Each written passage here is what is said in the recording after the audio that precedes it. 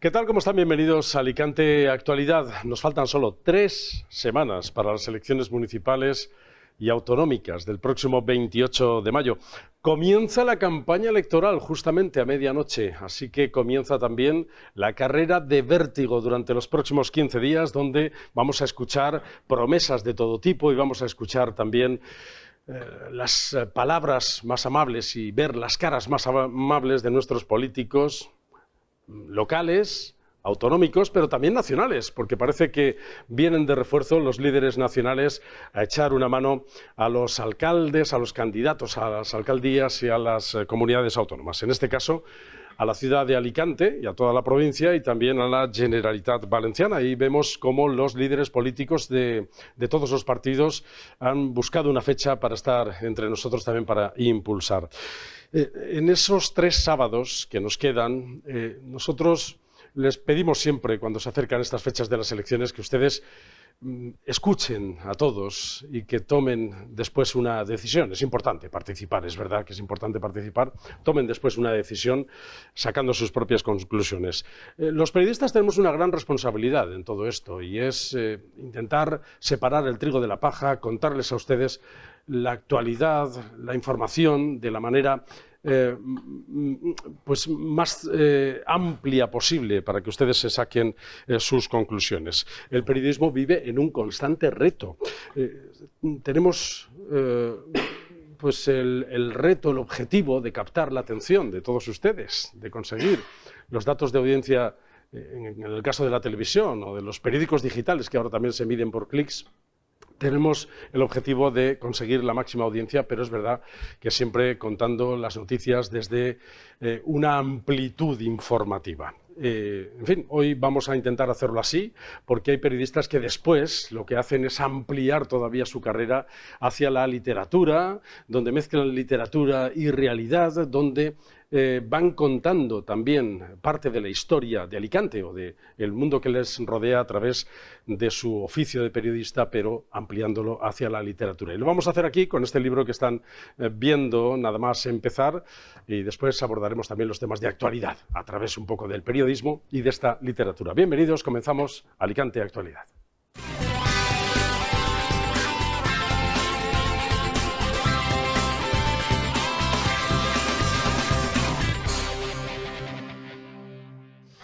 Giordano y la reina es este libro que están viendo aquí, que tengo yo en las manos. Es la nueva novela, la que hace el número 12 de Manuel Miracandel, periodista de origen oriolano, pero periodista alicantino, podemos decir. Fue presidente de la Asociación de Periodistas de la provincia de Alicante, ha trabajado en medios de comunicación de ámbito nacional, ha hecho crónicas internacionales y ha trabajado también en el periodismo local, ese periodismo puro. Fue premio Azorín de novela en 2004 y autor desde entonces de, con este ya, 12 libros. Manuel Miracandel, ¿qué tal? Bienvenido. Muchas gracias y sobre todo muchísimas gracias por invitarme a tu programa. Sí. Felicidades, Manuel, porque creo que la presentación del otro día y en pleno casco histórico de Alicante, el miércoles de la semana pasada, fue muy entrañable. Se vivieron ahí muchas emociones. Estoy muy contento. Fue muy íntimo, muy entrañable, como puras, y sobre todo muy cercano, muy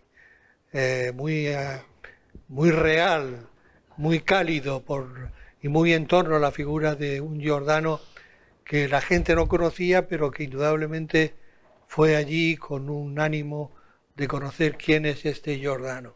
Giordano y la reina es la historia de un profesor que se desplaza desde Madrid hasta Italia para ver el estreno de una obra que escribió hace ya mucho tiempo. Y a partir de ahí, ¿qué pasa, Manuel? ¿Cuál es la sinopsis o, digamos, la historia, el hilo conductor de esta historia con Giordano? Bueno, el profesor es un anciano, anciano de 68 años. Hacía 40 años que había escrito la novela. 40 y tantos años que había escrito una obra de teatro sobre Giordano Bruno, y un buen día está jubilado. Él un buen día recibe en su casa una carta del Círculo Giordano Bruno de Roma, invitándole al estreno universal de una obra de teatro esta obra de teatro que ha escrito hace 40 o 45 años. Y cuál es, naturalmente es una gran sorpresa para él, porque recuerda que ni siquiera sabe dónde está la obra, la enterró la obra, etcétera, etcétera. Se va a Roma y lo primero que hace Roma naturalmente es ir al Campo dei Fiori para ver la estatua de Giordano Bruno. Y allí en la estatua, a los pies de la estatua, se encuentra con una mujer muy bella, de origen nórdico, un poquito más joven que él, que se hace la encontradiza con él, y ese encuentro no es un encuentro casual, es un encuentro muy premeditado, tan premeditado que poco a poco se va dando cuenta el lector de que la señora sabe de Giordano Bruno tanto como el profesor que ha ido allí, y sabe de la vida del profesor tanto como el profesor de su propia vida. Y lo dejamos ahí, ¿no? Y hasta ahí puedo leer, ¿no? Que decía aquella. Sí, ¿Cómo te planteas cuando escribes una novela, y específicamente esta, y otras muchas que también, con las que has jugado también entre la actualidad y la novela, y has ido introduciendo alguna trama? ¿Qué elementos te planteas cuando pones en marcha una Sí, novela? a mí me gusta mucho conjugar la realidad con la ficción y la ficción con la historia. A mí me gusta mucho utilizar un término que la gente no entiende muy bien, pero porque es difícil de entender, pero vamos a ver. Es la ficción histórica, la novela histórica de ficción no inventada. La ficción no inventada. Como decía, que basada en hechos reales. Basada en hechos reales. Que puede ser ficción, pero que de alguna manera no es ficción, son hechos reales, es no inventado. El otro día en la presentación, la semana pasada, Rosalía Mayor, la presidenta de la Asociación de Periodistas, que tú también presidiste, decía de ti: periodista, escritor, investigador, amante de la cultura, observador de la vida, es un representante actual, decía, de ese espíritu renacentista tan benefactor y que tan precisamente ha reflejado en el protagonista de la historia. Bueno, yo me agrada muchísimo ese halago. Yo lo que he sido siempre, y aquí hay personas que me conocen desde hace mucho tiempo, he sido siempre un hombre muy interesado por la cultura, muy interesado por el saber, muy interesado por el conocimiento. He tenido una curiosidad extraordinaria por ver y por saber, por acceder a las cosas que no conocía. La primera curiosidad que me vino en este mundo fue la del periodismo. Yo entré en el periodismo porque quería conocer y escribir, y ahora escribo sin olvidar que soy periodista. ¿Y cuánto de esa trayectoria periodística introduces en tus novelas? O dicho de otra manera, ¿cuánto de Manuel Mira Candela hay dentro de este Giordano y la Reina? ¿Del periodista? Del periodista, de la persona. Pues yo creo que hay un 80%. No puedo eliminar el factor periodístico, mi ADN periodístico no lo puedo eliminar, aunque yo quisiera. Y que conste que he intentado hacer muchos esfuerzos para poder eliminarlo, pero me ha sido imposible. Siempre estabas hablando de que es ficción basada en hechos reales, pero ¿hay algo de autobiográfico en esta nueva novela, ¿no? Sí, la parte inicial es autobiográfica, porque ese profesor que llega a Roma y acude inmediatamente a Campo dei Fiori es el Manuel Mira, pero de hace 45 años, cuando era periodista de la Transición, que en la novela es otra cosa distinta, y que se encapricha de un Giordano que no conoce. En realidad nadie conocía en España la figura de Giordano Bruno. Hablo de los años de la transición política española. y no solamente en España, en Italia estaba considerado como un uomo pericoloso. Y ese uomo pericoloso yo me lo encontré en España cuando iba a las librerías y preguntaba por un libro de Giordano Bruno, o iba a las grandes bibliotecas y no había absolutamente nada, y las enciclopedias registraban 2 líneas escuetas sobre Giordano Bruno, hasta que me di cuenta de que Giordano Bruno empecé a viajar por toda Europa, guiado de esa curiosidad periodística. ¿Como parte de la investigación para escribir el libro? Como parte de la investigación, naturalmente, y me di cuenta de que Giordano Bruno era un hombre, pues lo que es, un precursor de la ciencia moderna, un hombre que se enfrentó a todos los poderes fácticos de la época, tanto a la Iglesia Católica como al luteranismo, como al calvinismo, como a toda representación que oprimía la libertad de expresión, y además era un hombre que murió víctima de la Inquisición, quemado vivo en el campo dei Fiori.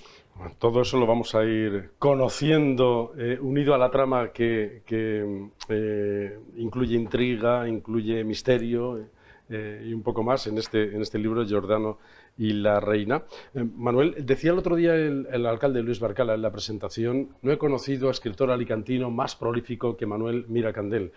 Y es que en 2004 publicaste la primera novela. Sí, porque yo era periodista en activo, años. Sí. Yo era periodista en activo hasta que tuve una intervención quirúrgica muy grave, tuve una enfermedad coronaria realmente importante, me hicieron una operación grave, gravísima, y el médico que me operó, que es un amigo íntimo mío, del que me siento muy orgulloso ser su amigo, se llama Patricio Llamas, me dijo: yo de ti... Se acabó el periodismo. Se acabó el periodismo. Se acabaron las prisas. Y a partir de entonces, 2004, pues me dedico tranquilamente en mi casa a hacer lo que siempre quise hacer. 19 años, 12 libros. Antes de empezar, hoy tengo 2 libros más. Uno de los compañeros de mesa me preguntaba: ¿y cuál será el siguiente? Que sé que tendrás por ahí alguna cosa más. Pues de eso hablaremos, y les voy a dar la oportunidad de que ellos también te hagan alguna pregunta. Gracias por venir, Manuel.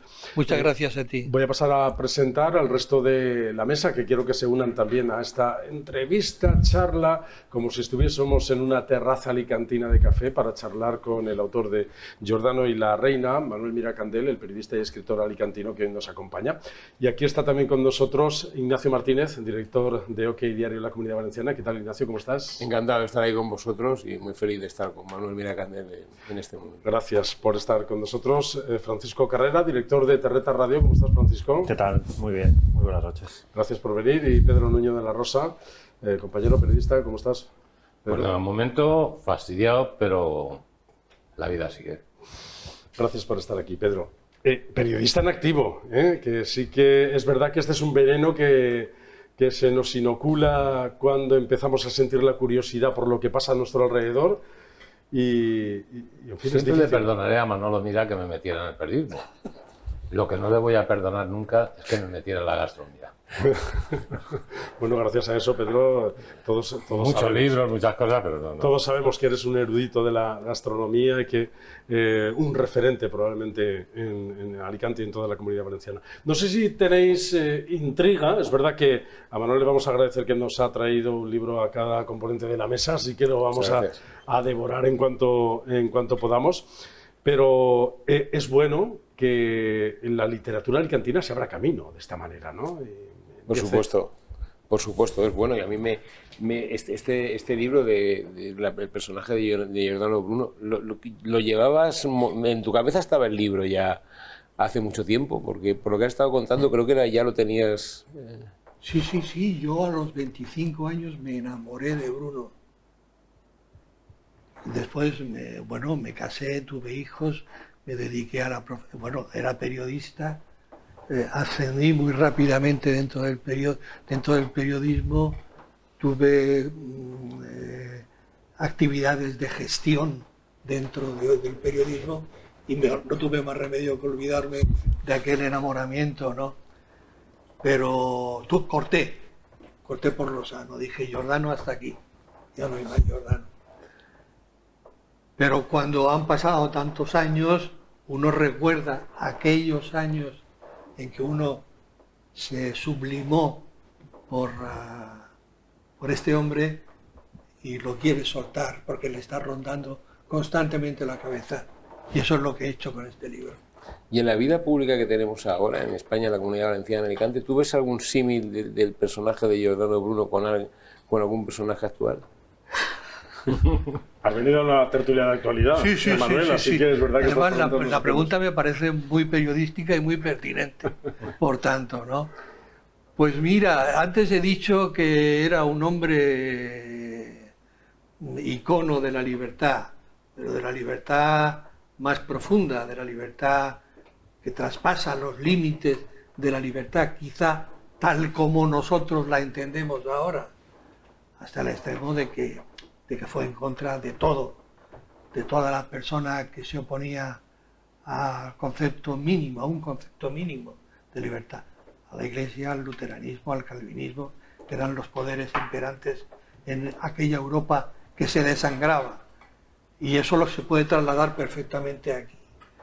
A Europa, sobre todo, la Europa que se desangra por la guerra, que se desangra por las actitudes políticas de unos y de otros tan enfrentados, por una Unión Europea que no hace más que demostrar que es un gran aparato burocrático y hace bien poco por los ciudadanos y por los países que están atravesando, países democráticos, que están atravesando unas grandes crisis democracias, de sus democracias.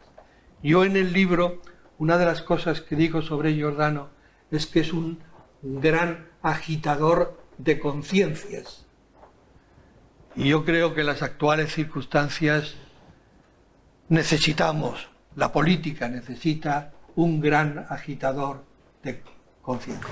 Bien falta hace en los tiempos que corren. No es la pues primera ahí vez... casa una cosa con la otra, como me ha preguntado el amigo. No es la primera vez que lanzas ese atrevimiento, además de novelar una historia, pues de hacer incursiones en la actualidad. En tu anterior novela, Las zapatillas vietnamitas, irrumpiste en el thriller, pero además con una mirada poniendo el foco en la ultraderecha que está proliferando en Europa. Exacto, fue premonitoria. Las zapatillas vietnamitas fue porque la escribí 3 años antes que esta, cuando empezaba los resultados de Austria eran de un 9, de un 10% de la extrema derecha. Entonces, ahora son de un 18%. Y mira cómo estamos también ahora. En Suecia, en España, la extrema derecha era Nueva Democracia, que tenía creo que un 0,0001% de los votos. Y ahora tenemos a un Vox que tiene un porcentaje realmente cualificado. En Suecia hay un 12%, en Alemania no digamos, han estado a punto de gobernar y todo eso se anunciaba en las zapatillas vietnamitas. Muy buenas noches. Yo tenía una pregunta, ha salido durante la entrevista varias veces la palabra transición. ¿Cómo ha cambiado el periodismo, los que habéis pues vivido esa etapa, yo creo, apasionante de la historia de España? ¿Cómo ha cambiado el periodismo desde la transición hasta nuestros días? Bueno, perdonadme si infrinjo lo políticamente correcto, ¿no? Pero ha cambiado tanto que a veces me creo que lo que hay ahora no es periodismo. Y que me perdonen los periodistas actuales, yo vengo de una escuela de periodismo en la que, por poner un ejemplo que creo que es curioso, el otro día después de la de la presentación del libro, nos fuimos a tomar unas cañas, un grupo de amigos, al Mesón de Labradores. Y yo le dije a uno de ellos, mira, aquí, cuando yo tenía 21 años y estaba de redactor a palo seco en La Verdad, aquí tenía yo un espía. Se quedaron todos patidifusos. ¿Cómo un espía? Yo, pues sí, tenía un espía. Un camarero que era amigo íntimo mío y era el que me decía, ha venido fulanita de tal o fulanito de tal. Ese es el periodismo del que nos habla muchas veces también Pedro Nuño de la Rosa, jugando al futbolín. ¿No? Que está en el hotel no sé qué. No sé si es en el hotel Palace o en el hotel, no lo sé, pero está en uno de los dos. Bueno, pues ese es el periodismo que yo he vivido y en el periodismo en el que creo. De zapatillas y lápiz de investigación y de investigación, sobre todo periodismo de investigación. Yo creo que el periodista ahora es un técnico altamente cualificado dentro del mundo de la tecnología, con honrosísimas excepciones. El hotel que no ha querido citar Manolo es el Motel Abril. Estarías tú allí también. Estarías tú allí seguramente con él también. Por allí andábamos, ¿eh? Por allí andábamos. Sobre todo porque entonces la pregunta era más fácil, la contestaban al momento. Si no te daban vueltas y contestaban el formulario. Yo lo que le quería preguntar a Manolo, lo que ha cambiado es el humanismo, ¿no? Eso de estar leyendo libros, informándote, persiguiendo una información. Ahora todo se traduce a través del ordenador, ¿no? Sí, sí, claro. Y entonces ya no es lo mismo. Es decir, y ya con la inteligencia artificial, cuando le dices escríbame un artículo sobre esta tertulia, ese capítulo pues yo no sé a dónde vamos a ir, ¿no? A parar. Claro, pero lo que sí que me interesaría a Manolo, estamos hablando del 480, el 580, son épocas muy importantes. ¿Qué fue más importante? ¿Roma o Florencia? Ya sabe a qué me refiero. Pues yo Es decir, creo... la Iglesia contra lo laico, ¿no? Yo creo que ni Roma, ¿no? ni Florencia. Joder, eso es una tesis doctoral. Yo creo que lo importante del 500, el 400 lo he estudiado menos. En el 500 lo importante es Nápoles. Ah, también, claro. Pero Roma también tenía su... Nápoles era la capital mundial, de donde Giordano nació, en Nola, muy cerquita de Nápoles. En San Carlos Di Maggiore, de los dominicos, en Nápoles, existía una de las mayores bibliotecas del mundo. Nápoles era una ciudad que tenía entonces los 300.000 habitantes, más que Roma y Florencia. Y además la influencia de las tres culturas, una de las grandes, aragonesa, y después era un centro de las grandes culturas mediterráneas. Pues no sabemos lo que diría Giordano en los tiempos actuales. Ya, Ignacio, ¿te ha sacado algo? Sí, un poco de ese paralelismo entre aquello y esto. Pero es verdad que estamos ahora mismo en un momento muy convulso y yo os voy a pedir que vamos a analizar, probablemente con la mirada puesta también en este personaje, vamos a analizar la actualidad y analizar la campaña electoral que comienza en estos momentos apasionante para los periodistas. Manuel, es verdad que tú habrás vivido muchas pegadas de carteles, que esta misma noche a las 12 de la noche hora oficial. Ahora fíjate si es también tan artificial aquello que a veces nos citan en los medios a las 8 de la tarde para hacer la foto y tener el previo, ¿verdad? ¿Cómo ves este inicio de la campaña electoral, Ignacio? Ya no están ni los tablones, ¿no? Aquellos sí los hay. Sí, los han puesto por fin. Hay algunos, sí, testimoniales, digamos. Yo creo que va a ser una campaña electoral en la Comunidad Valenciana decisiva y en algunos otros territorios decisivos.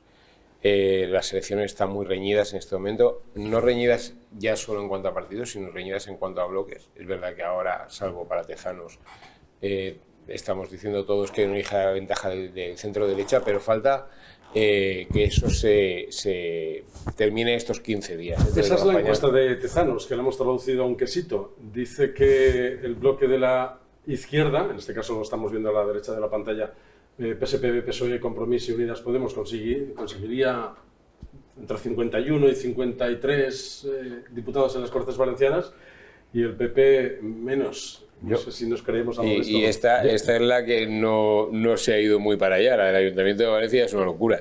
Pero sí, vamos, yo entiendo que bueno, sí, cuando todo el resto, empresas muy cualificadas, demoscópicas, están dando un resultado que no tiene nada que ver con este, por lo menos lo pongo en cuestión el resultado del CIS. Estábamos muy expectantes con esta encuesta. Yo es que diría lo que decía la literatura picaresca, entre otros el Buscón.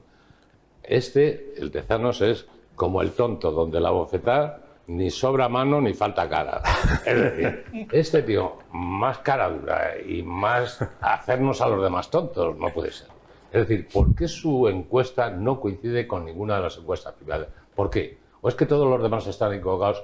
Hombre, porque ya lo sé, porque si pierde el PSOE se va a ir de todas maneras, y si gana va a decir que ha acertado. Claro, eso es jugar a ganador. ¿Cómo analizas hoy en Terreta Radio, Francisco, esta encuesta? Pues a mí me parece que se le ha ido la mano con la sal y con la pimienta, la pinza, sí, también, porque la cocina es absoluta. Yo no me creo, o sea, no me puedo creer los datos, primero porque está dando una horquilla, por ejemplo, a Podemos entre 2 y 5. Matemáticamente, una fuerza que entra en el Parlamento autonómico no puede entrar con 2 escaños. Si entras ya con 5. O sea, sí. 2 es imposible. O sea, la horquilla sería a partir de 5. La clave estaría en la desaparición de Podemos. De Podemos. Que estén inflados los otros resultados. Tampoco me creo que Vox, con el margen de crecimiento que ha tenido durante estos últimos 4 años, vaya a bajar. O sea, ahora mismo tiene 10 escaños. No me creo que en ningún caso pudiera bajar a 8. 12 pudiera ser, pero esa horquilla de 8 a 12 me parece muy poco creíble. Por lo demás, bueno, quizás pues el resto de resultados serían más o menos creíbles, en torno a 31, 36, pero yo creo que son horquillas tan grandes, o sea, son 5 escaños en el caso del Partido Popular, 4 en el del Partido Socialista, 5 también en el de Compromís, que, hombre, es para no fallar. Yo no me la creo, y en todo caso no sé lo que pasará al final. Creo sinceramente que va a estar en unos pocos miles de votos el que gane un bloque u otro, pero creo que tiene el pecado original ese de que no son creíbles, porque en ningún caso un partido puede tener 2 escaños. Es como si dices, vale, tiene 1, no puedes entrar con 1. Y es que además nosotros en la encuesta que dimos hace poco en OK Diario, había algunas cuestiones que aquí no veo reflejadas y que sí que se dan en otras encuestas. Una de ellas es la tendencia al alza del bloque PP-Vox, que es una tendencia alcista. Es decir, en aquel momento la suma era 51-48, pero la tendencia de estos dos partidos era alcista. Y otro es que en el bloque de izquierda, Compromís tiene entre 15 y 19 diputados, cuando estaba bloqueado por el caso Oltra, y permanentemente en las últimas encuestas estaba en 12 diputados, mientras que en el lado contrario Vox estaba en 14 diputados mucho tiempo. Pero no porque lo dije, o sea, lo decía la encuesta diario y lo decía el resto de encuestas. Entonces, aún así, Ignacio, me parece que Chimo Puig aguanta el tipo, ¿no? Con este eslogan del presidente y con esta imagen de, digamos, que el buen padre de familia, como se dice en derecho. Yo tenía mi duda. Lo que pasa es que en las últimas horas ha pasado una cosa, que es que ayer entre el viernes y ayer se celebraron 2 actos en una localidad muy referencial, que es San Vicente del Raspeig. Entonces, en San Vicente del Raspeig, pues el viernes fue el acto del PP. Nosotros hemos publicado la foto de ese acto, aproximadamente unas 500 personas. Y ayer en el acto, en la plaza, que es como se llama la campaña que está llevando Chimo Puig, el presidente, en este caso, que es su lema de campaña, Mira, esa es la foto. Esa es la foto que le hemos cogido de OK Diario, justamente la comparativa que vosotros hacéis. Exacto. El 10 de mayo y el 6 de mayo. Es que no tiene nada que ver una con la otra. Entonces, no sé, ahí falta mucha gente de la que han encuestado Tezanos o sobra mucha de la que se encuesta por el otro lado. No sé. Pero está hecha la foto desde el mismo sitio, ¿eh? Sí, Ignacio, pero bueno, son dos plazas aparentemente distintas, se aprecia que sí que hay una diferencia. Ese ayuntamiento está gobernado por el PSOE, por Izquierda Unida y por Podemos. Y mira cómo está. Sí, pero la culpa la tenemos nosotros. Yo ya he contado aquí la famosa anécdota de la señora inglesa, más no lo he vivido en Londres, que le empieza a pegar al marido, pues a pegarle físicamente. Y entonces un lord, un gentleman, se acerca, señora, ¿por qué le pega a su marido? Y ella le dice, oiga, es que se lee todos los periódicos. Dice, oiga, eso es símbolo de cultura. Dice, no es por eso, es porque se los cree todos. Claro, cuando enfocamos las encuestas buscamos las que nos gustan. El señor que lea la del País va a tener el resultado que espera y el que lea La Vanguardia o el que lea El Mundo lo va a tener igual. Es al final la fuerza de la comunicación, ¿no? Bueno, yo no me creo ninguna de las encuestas, ¿no? Soy como esta señora con su marido. No recibo ninguna bofetada, pero bueno, no me creo ninguna encuesta. Entre otras cosas porque yo creo que estas elecciones se tienen que ver en clave nacional y en clave sanchista. Quisiera remarcar la idea de que soy un periodista de la vieja escuela y lo que me gusta es analizar, profundizar y documentarme a fondo, no por lo que veo. No con lo superficial. No por lo que veo, sino por lo que empiezo a estudiar. Pero sí que hay mucha decisión de voto superficial, que se dejan llevar por la sensación de última hora, ¿no? Por esas cosas que pasan durante la campaña. Sí, es cierto, pero el esfuerzo que está ahora haciendo el gobierno, concretamente, el gobierno de la nación, para reforzar la presencia del Partido Socialista en las comunidades más amenazadas de perder es increíble. Nunca se han visto desde los años de la transición un esfuerzo tan increíble por parte del gobierno y por parte del presidente de la nación para estar en todos los sitios posibles. Claro, él ni es la Coca-Cola ni es el Espíritu Santo, no puede estar en todos los sitios, pero acude a la mayor concentración posible de actos públicos.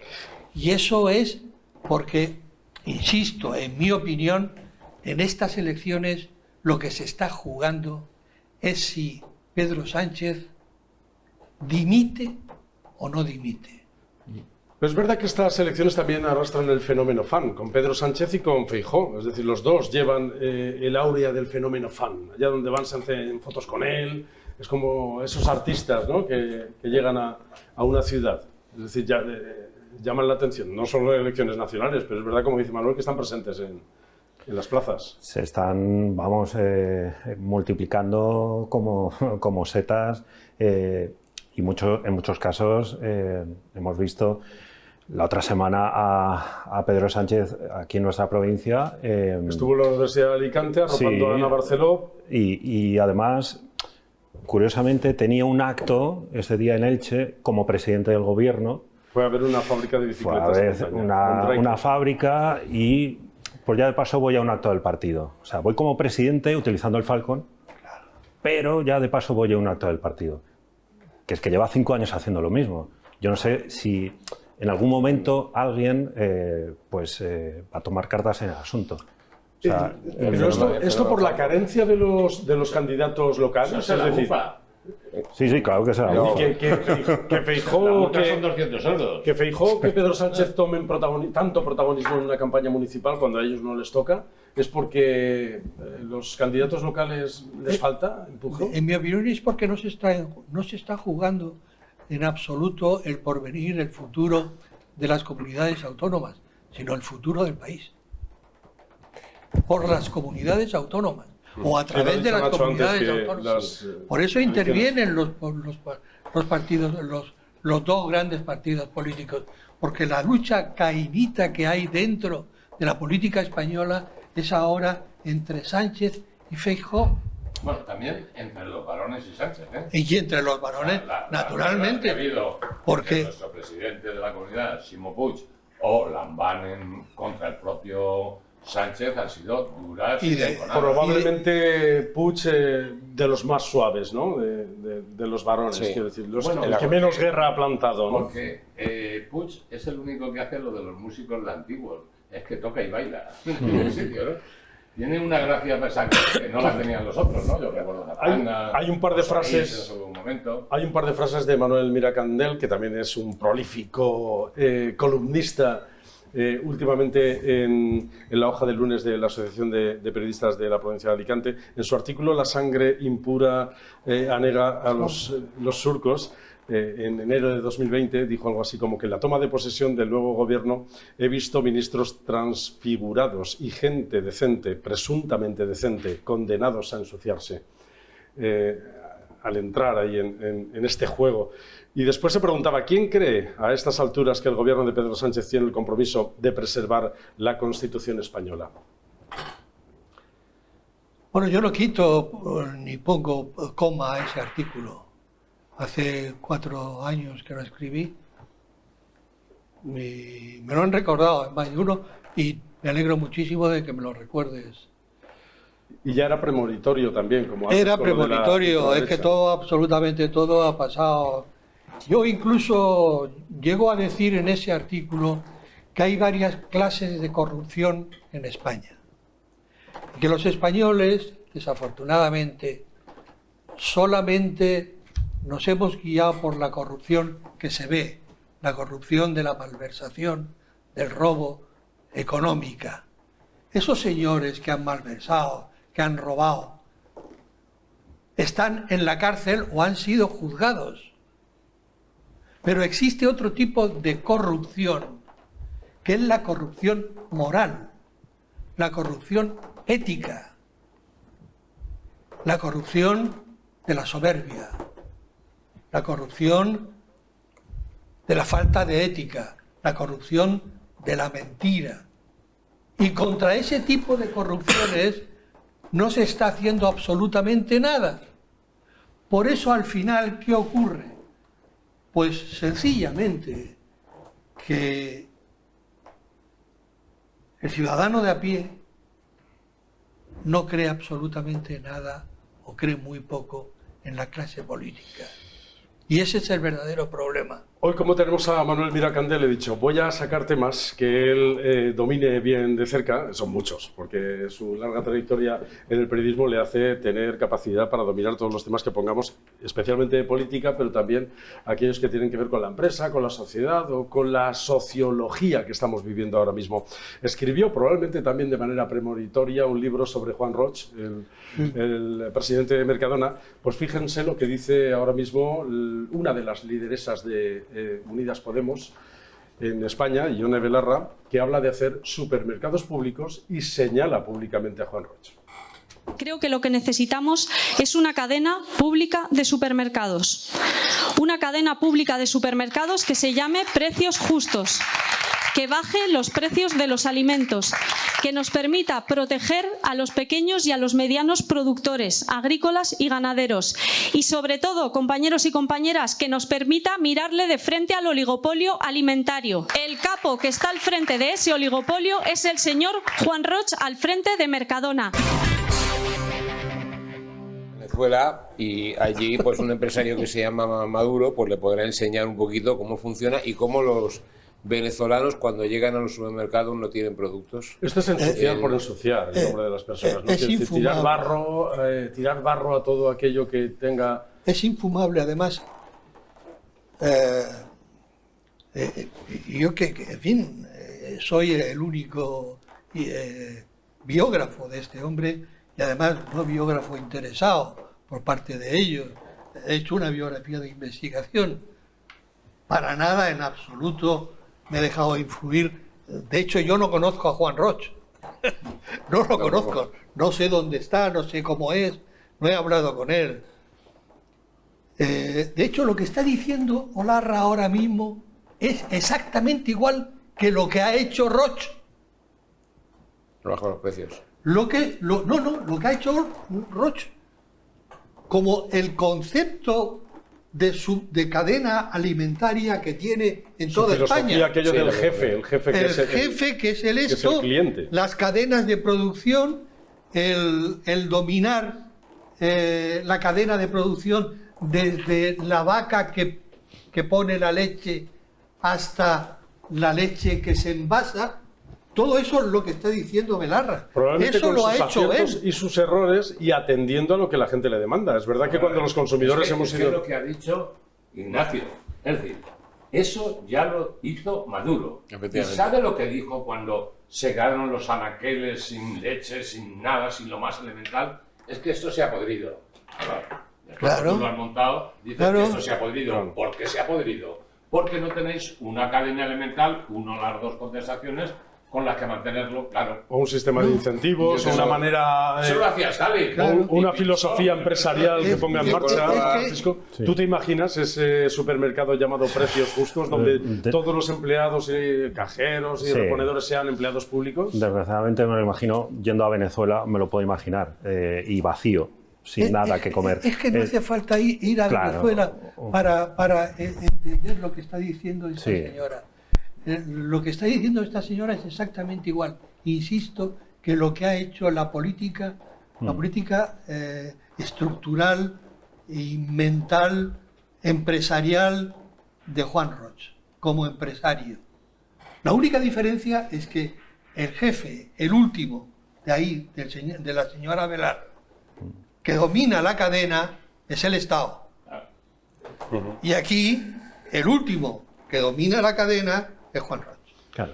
Pero el tema... esa es la única diferencia. Y no solo por centrarlo en Mercadona, porque hay decenas de cadenas de supermercados en España. Es decir, y aquí está la cooperativa valenciana Consum también en la Comunidad Valenciana, está el Día, está el Más y Más. Es que es eso, claro. ¿Cómo vas a introducir en el puro sistema, porque somos una democracia capitalista, el sistema soviético? Claro, ¿cómo lo vamos a introducir? claro. Es que las piezas se desajustan desde un principio. Lo siguiente será prohibir ir a comprar a esos supermercados señor, y comprar por obligación. Hemos empezado por el lechero.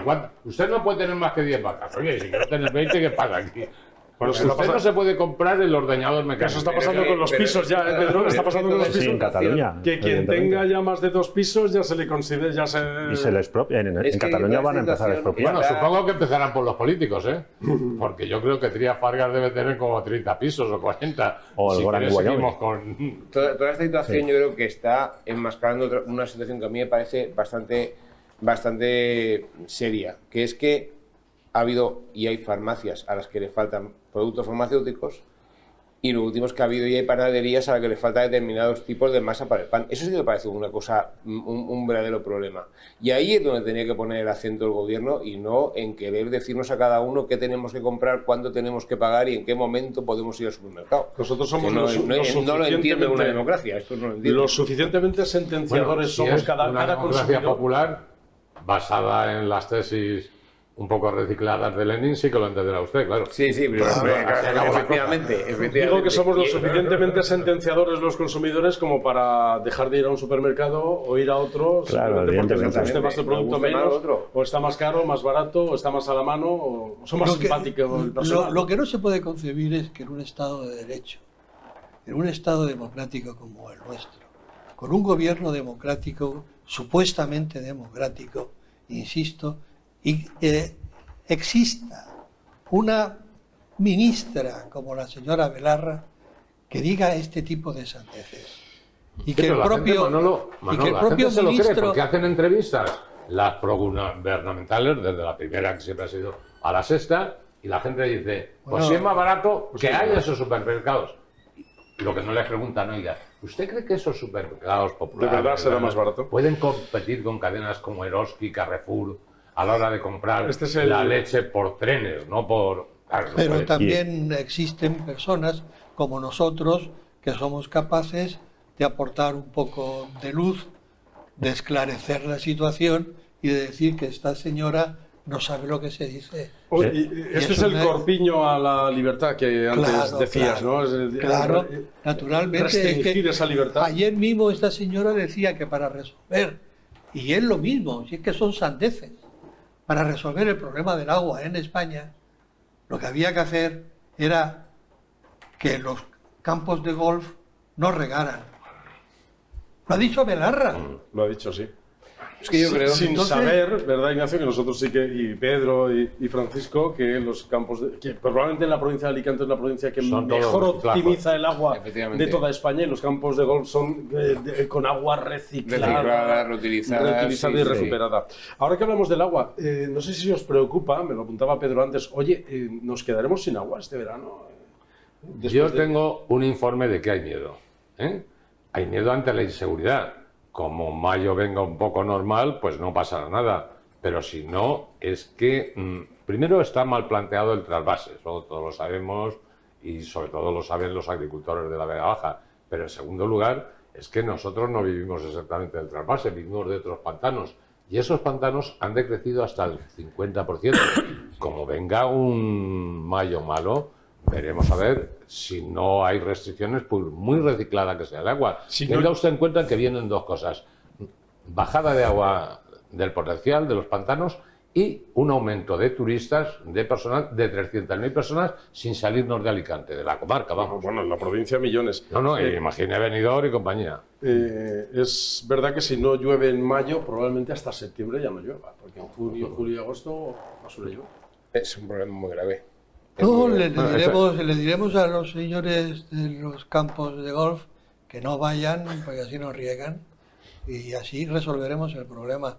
Y que venga entonces la señora Belarra a explicar por qué la sociedad continúa teniendo sed, ¿no?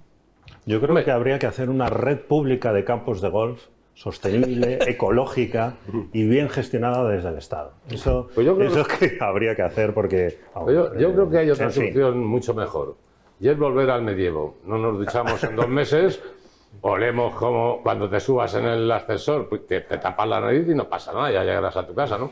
Ironías aparte. Esa Belarra es tan tonta que dice aquello de a peseta, y le preguntan qué vende y dice, pues no vendo nada, pero ¿verdad que es barato? Que es barato. Pues esta tía, claro, suelta una detrás de otra las estulticias. A ver, porque es una mujer que no está formada, o sea, no son estadistas, no son una gente con una cultura política importante. Es que no sabe ni lo que es un oligopolio. O sea, un oligopolio es pues cuando hay 2 o 3 empresas que dominan el mercado, que tienen una posición, como la propia palabra dice, oligopolística, pero es que Mercadona tiene un 27% del mercado, no tiene un 80%. Pero probablemente se nos podría ocurrir más de 20 cadenas y no se ha metido con el solamente exactamente. Con las extranjeras. ¿Por qué no se ha metido con las extranjeras? La cantidad de trabajo que está dando Juan Roig. La riqueza que está creando para todos los valencianos y para toda España, solamente por eso es un empresario elogiable y además que muy importante. Y lo que hay que poner en valor es precisamente el sistema Roig, no criticarlo, porque él ha conseguido hacer una... Es decir, y por ampliar un poco, y la cooperativa Consum, que también es valenciana, y los supermercados Más y Más, que nacieron ahí en un pueblecito del norte de la provincia de Alicante, que estuvo aquí el otro día. Es decir, que son muchos supermercados que han proliferado gracias al trabajo, al ingenio, a la habilidad de quienes los han puesto en marcha. Esta marquesa de la olla y el martillo, ¿qué es lo que quiere? O sea, es tan franquista que quiere que volvamos a los economatos de posguerra, que eran eso. O sea, distribuía al Estado lo poco que había y tenías que ir al economato desde a por la leche, la harina o lo que te hiciera falta. Volvemos a eso. Hablando de promesas electorales, antes que hemos hablado de esas encuestas, sabéis que hay muchas promesas electorales, la conexión de Luceros con Renfe. Dijo el otro día la consellera que ya para la próxima legislatura llegará. La Consellería de Turismo en Benidorm, Ciudadanos la lleva en su programa. Educación gratuita de 0 a 3 años la lleva el Partido Popular y ahora también la lleva Chimo Puig. Dice que se andan copiando propuestas. Y la bajada de impuestos, es decir, todas esas promesas electorales que ahora están. Y si nos venimos a lo local, se ha puesto en marcha una comisión contra el ruido, porque probablemente sea una de las preocupaciones de los alicantinos, el ruido, el cambio de ese modelo de turismo, de ese modelo de ocio que hay en la ciudad. Contextualizamos y hablamos un poco de eso. La sindicatura de Greuges ha respondido ante la queja presentada por la Asociación de Vecinos Laderas de Benacantil, donde se pide al Gobierno de Alicante medidas por el exceso de ruido en el casco antiguo. El defensor del pueblo valenciano señala una serie de medidas necesarias para eliminar la contaminación acústica que está afectando a los vecinos. Primero, proteger esto que pertenece a todos los alicantinos y luego denunciar pues las tropelías que desgraciadamente en los últimos tiempos se están cometiendo y que creo que lo ponemos a la luz para darle una solución, que hay un problema y que necesitamos buscar una solución. En su propuesta piden valorar la declaración de zona acústicamente saturada y a su vez solicitan la actualización de la Ordenanza Municipal de Protección Acústica puesta en vigor en 1991. Pese a que en su momento el Pleno de la Corporación aprobó la modificación de la normativa reguladora, el Ayuntamiento no ha dado traslado de la actuación hasta ahora. La Asociación de Vecinos deja constancia que por parte del Ayuntamiento no ha habido posicionamiento hasta ahora que han comenzado con los trámites.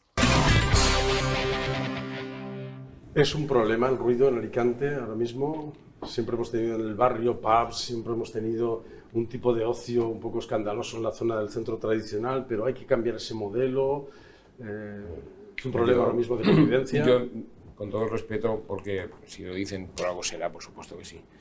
Pero yo sí que frecuento de vez en cuando el barrio de Alicante, lo que todos conocemos como el barrio, y hay una diferencia de los años 80-90 ahora como de la noche al día. Es decir, los pubs están insonorizados, la ordenanza que te piden ahora mismo o que le han pedido a gente que conozco para poner un establecimiento es una ordenanza muy seria y muy rigurosa.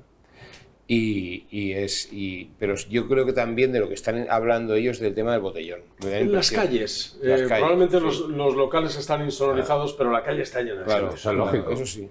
A ver, si usted tiene que pagar entre 7, 8, 10 euros por una copa y a los chavales les dan 20 euros para el fin de semana, efectivamente, lógicamente, ¿qué hacen? Además, los chinos, una de sus grandes ganancias son eso. Venden botellas hasta las 4 de la mañana, cuidado, no nos confundamos. Está controlado eso también, la gente, no se puede vender hasta el trayecto normal, claro, el trayecto normal es el barrio y después el puerto, ¿sí o no? A ver cómo cambia usted, ¿qué va a hacer? ¿Prohibirles? No sé, o cambiar el modelo, no lo sé. Si es que no se puede cambiar, si en todas las ciudades hay un centro, usted se va a Albacete, a Cuenca, donde quiera, a Valencia, hay un centro, el barrio del Carmen en Valencia, por ejemplo, como mucho más concurrido.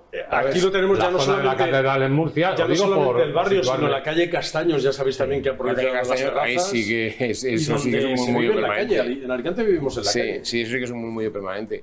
Pero ya digo, yo en el barrio no lo veo. Pues sí puede ser lo que dice Pedro, es decir, que haya gente fuera, que tal. Eso sí que ¿qué hacen? Comprarse una Coca-Cola de 2 litros y una botella. Hay que conciliar los intereses. Claro, el gasto que le sale una pandilla al lado de si tiene que pagar hasta que se tome todas esas copas que dan una botella de ginebra y una de 2 litros, las copas que tendrían que pagar y cuánto le cuesta. Es que ellos hacen escándalo. Es que yo creo, creo que está prohibido beber en la calle, ¿eh? O sea, creo que la ordenanza municipal prohíbe hacer botellones en la calle y está prohibido vender alcohol a partir de las 10 de la noche. Efectivamente. ¿Verdad? Todas estas cosas yo creo que son así. O sea, Pero ya no solo porque se esté bebiendo, sino porque se está en esa fiesta constante en las calles, ¿no? Sí, pero vaya usted. A las 1, a las 2, a las 3 de la mañana es imposible pasar por una calle del casco antiguo. Está llena de gente.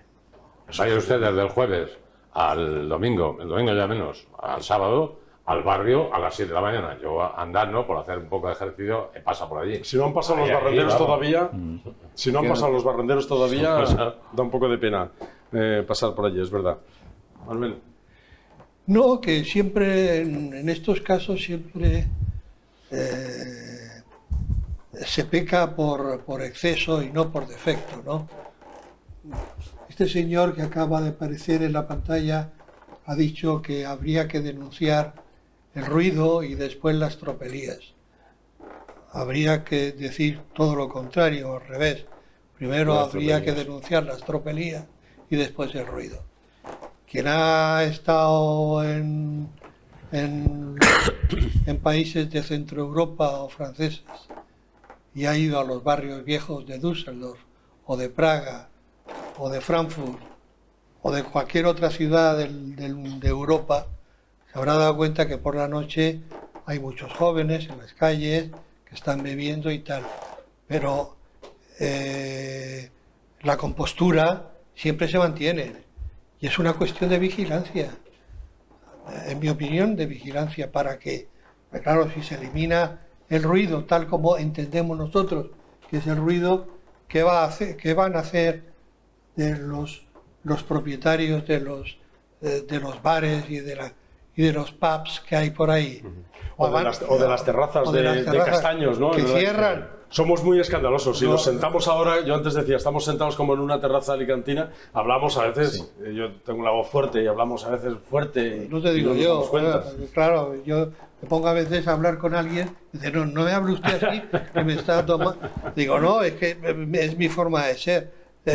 Los españoles nos caracterizamos por hablar muy fuerte y tener siempre un excesivo tono de voz, que a veces resulta eso excesivo, y valga la redundancia, pero lo importante de todo es terminar con los gamberros, que los hay y muchos. Yo creo que una de las claves, la apuntaba Manuel, la apuntaba usted, es la seguridad, más seguridad. Probablemente haga falta más policía. Obviamente no puede haber un policía local, un policía municipal detrás de cada alicantino. Pero sí que es verdad que hay ciertas zonas, la zona de Castaños, por ejemplo, es muy ruidosa, eso es evidente. Pero también, lógicamente, los empresarios de la zona tienen derecho, pues, a su actividad. Hay un choque de intereses entre vecinos y empresarios. ¿Cómo se soluciona? Pues, hombre, si se refuerza pues la seguridad, si se refuerza que haya más policía para que, bueno, pues se cumpla, que la gente pues no esté dando gritos, que se dé un toque a la gente, a los dueños de los establecimientos para que, bueno, pues pongan un poco de orden. Probablemente eso contribuiría a que hubiera más armonía entre los establecimientos y los vecinos, pero creo que aún así es bastante complicada la resolución de un conflicto cuando ya se juntan muchas personas, yo obviamente. Un punto para el programa electoral de todos los partidos políticos: crear una policía contra el ruido. No lo lleva nadie en el programa electoral, ¿eh? No, pues puede salir de aquí con unos uniformes completamente distintos, con unas pancartas policías contra el ruido, y que hagan de elemento disuasor en los barrios más tumultuosos, ¿no? Pues hoy todavía da tiempo a imprimir el programa electoral. Todavía da tiempo, que hasta las 12 de la noche, que es la pegada de carteles, todavía tienen tiempo, incluso de improvisar durante la campaña, que a veces también improvisan durante la campaña con algunos mensajes. Pues utilizamos estos minutos precisamente para hablar de eso. Empieza la campaña electoral apasionante, como todas las campañas electorales, con esos cambios de comunicación. Es verdad que ahora la pegada de carteles es simbólica, pero se vive más en las redes sociales, en la comunicación a través de los medios y en la propia comunicación que hacen desde los partidos políticos. ¿Cómo veis esta campaña y cómo valoráis vamos a hacer los dos escalones, a los candidatos en la Comunidad Valenciana? Antes decíamos, Puig parece que todavía aguanta el tipo, pero Mazón... Yo, la percepción que tengo en campaña es que, hasta el inicio de la campaña, es que hay un Mazón emergente contra un Puig en decadencia. Entonces, y esto se ve en varias cosas, es decir, las iniciativas que está mostrando, el discurso que está teniendo, allá donde va, el mensaje que está lanzando, de alcémonos, de Comunidad Valenciana, etcétera, etcétera. Todo esto es mucho más potente ahora mismo, sin ningún género de dudas, en Carlos Mazón que en Ximo Puig, que se está dedicando a hablar de Madrid. O sea, está haciendo la campaña de la Comunidad Valenciana y está hablando de Isabel Díaz Ayuso. Entonces, no entiendo bien su mensaje. Ese mensaje no creo que esté llegando nítidamente, porque está hablando de cosas que no son de la comunidad. Manuel, habrás visto a Puig en muchas ocasiones, porque lleva muchos años en política, le has visto de cerca y le has conocido bien. ¿Cómo ves al político, al presidente? Pues lo veo, no tengo una percepción electoral de ahora, pero lo que sí veo es que está a la defensiva. Y eso me hace ver o comprender que es un político que tiene miedo de unos resultados. Y desde luego el miedo es evidente cuando pide constantemente ayuda al señor Sánchez o, como decía el compañero, siempre va buscando la contrarréplica y la contraexcusa de la señora Ayuso, ¿no? Es un político de dos caras, siempre lo he tenido por un político de dos caras, que no tiene ninguna cara fuerte, y un político, por tanto, un tanto cínico y muy prudente. Probablemente ese sea uno de sus valores, la prudencia, ¿no? Aunque sea buscada, incluso buscada, ¿no? Análisis rápido, que estamos ya... Yo, contradiciendo a mi maestro y jefe durante tantos años, no es una contradicción directa, sino indirecta. Yo creo que es como el moco de pavo, que ni huele ni mancha, ¿no? Es un tío siempre tienes el chascarrillo. Es decir, entonces, ¿cuál va a ser su problema? Sus apoyos. Es decir, mientras que es verdad que Alicante va a tirar muchísimo más hacia Amazon, también es verdad que esa Valencia y ese Castellón, que valenciano parlante, pueden tirar también más en favor de Chimo Puig. Análisis de Terreta Radio, Francisco. Yo creo que los escándalos que están saliendo en las últimas 72 horas sobre la financiación al hermano de Chimo Puig le puede pasar factura. Y lo que me sorprende, me indigna, me da muchísima rabia y me avergüenza como periodista es que ningún medio de la comunidad se esté haciendo eco de esto. Porque y tenga que salir, claro, evidentemente, pero que tenga que salir desde Madrid, es una campaña. Claro, tenga que salir en el diario El Mundo. Entonces, yo me parece absolutamente indignante, creo que esto le puede pasar mucha factura y, bueno, es que me parece un escándalo absolutamente sonrojante. Nosotros por la parte que nos toca, no creo que diario, Ignacio, que habéis hecho cosas como las 629 facturas que el Ayuntamiento de Morella le pagó a las empresas relacionadas con el hermano de Chimo Puig, pero es que no solo eso, es que en un solo mes en este año, también lo hemos publicado nosotros, 10 facturas del Ayuntamiento de Morella, o sea, del Ayuntamiento del que era alcalde Chimo Puig y del que ahora es alcalde Francesc Ripollès, que también es del Partido Socialista. Entonces, y todo eso está en antifraude ahora mismo. Lo que ocurre con el caso de Chimo Puig es lo siguiente, con el hermano de Chimo Puig. El caso del hermano de Chimo Puig, si recordáis, ha terminado la fase de investigación excepto para dos cosas. Termina porque, según cuenta un auto judicial, un funcionario de ese juzgado tiene un error y ese error es el que supone como consecuencia que se tenga que cerrar. Pero es que otro funcionario de ese juzgado tiene un error cuando llama a la Generalitat de Cataluña, a la que también se le han pedido las facturas, y dice que bueno, que ya no hace falta una cosa así, o al menos eso defiende ya ha pasado el tiempo. Sí, entonces, con lo cual eso también está y solamente está abierta ahí la fase de investigación para recibir los pagos, las facturas de la Generalitat Valenciana y de la Generalitat de Cataluña. Pero eso se va a alargar, pero sí, eso, nosotros estamos hablando todo el tema este, no es que hayamos dado 57, es que hemos dado 629. Sí. Es que para los que entienden un poco de derecho es que lo procesal salve a lo penal. Claro, así de claro. Sí. Si tienes indicios de que puedas ser culpable, como dicen, búscate un buen abogado procesalista que interrumpa los tiempos y que cambie el pulso del procedimiento judicial. Muchas gracias, Ignacio Martínez, por haber venido.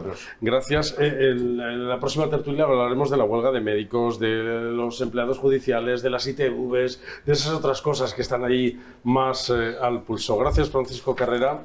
Muchas gracias. Pedro Nuño de la Rosa. Gracias, Manuel Mira Candel. Vamos a volver a ubicarnos en este programa de hoy, donde hemos empezado con la entrevista a Manuel Mira, periodista y escritor, más al escritor ahora, pero con ese pozo de periodista que nos trae esta novela llamada Giordano y la Reina, que trae muchos tintes autobiográficos, trae tramas periodísticas y trae también mucho misterio. Nos traslada desde Madrid hasta Italia para ir conociendo un poco esta historia. Manuel, muchas gracias. Gracias a vosotros por haberme invitado y me siento, es la primera vez que intervengo en un tablao flamenco de estas De la características.